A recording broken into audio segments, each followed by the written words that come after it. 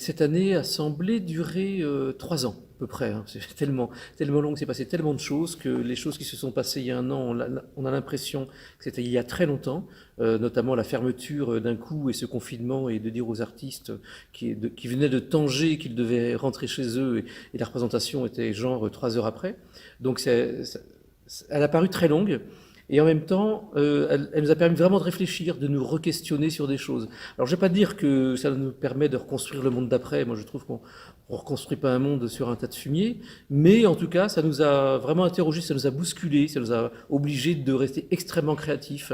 Et on s'est rendu compte, on l'a vu, que on a su l'être en tout cas, qu'il y a des gens chez lesquels ça a révélé des choses plutôt très positives, et puis des gens qui sont peut-être trouvés plus faibles que d'autres, et ça on ne leur en veut pas évidemment. Et du coup, à chaque fois on a rebondi. Quand il y a eu le confinement, on a dû tout de suite réfléchir à comment on va rester en lien avec les gens, comment on va encore donner l'impression, enfin même pas donner l'impression, être un vrai service public de la culture et rester en lien avec les gens. Et heureusement, on n'est pas une grande équipe, donc et puis avec des gens de valeur, et donc ça nous a vraiment permis d'être assez réactifs en tout cas.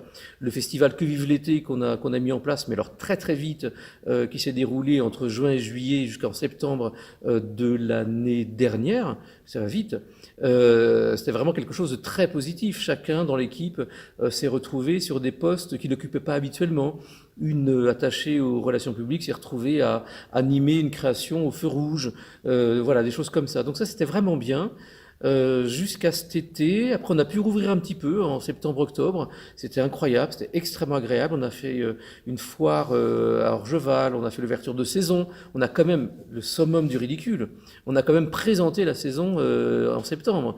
Donc ça, c'était joyeux et a posteriori, on voit à quel point c'est un peu triste du coup. Il y a eu aussi un gros spectacle qu'on a pu présenter, c'était super, c'était un spectacle de Camille Boitel. Et puis, nouvelle fermeture, et puis la ministre, alors pourquoi envie de recréer le monde, elle nous a dit on va réouvrir le 15 décembre. Alors évidemment, on n'était pas sûr, mais quand même, on nous dit ça, nous on fonce. Donc on a commencé à créer un super événement le 17 décembre, je me souviens, qui devait s'appeler Opening, encore une fois, badaboum, et la réouverture n'a pas été possible. Du coup, le mois de janvier pour l'équipe et pour tout le monde, moi inclus, et les artistes aussi, c'était très difficile. On a eu du mal à se relancer. On a réussi et puis du coup on a commencé à travailler sur une deuxième édition du festival, évidemment sur la saison prochaine qu'on imagine joyeuse et ouverte et on va pouvoir tous se serrer dans les bras. Et puis là on est en train de se dire est-ce que le spectacle du 16 avril on va pouvoir le faire? On ne sait rien.